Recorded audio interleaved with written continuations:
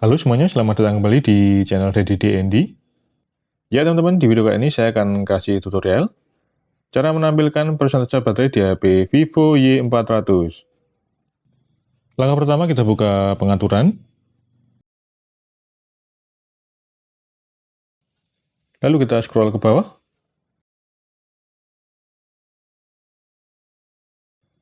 Kita pilih notifikasi dan bila status. Kita pilih bila status. Lalu kita pilih gaya dan persentase baterai.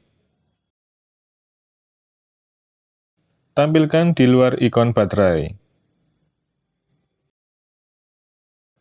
Ya, sudah tampil untuk persentase baterainya, ini dia.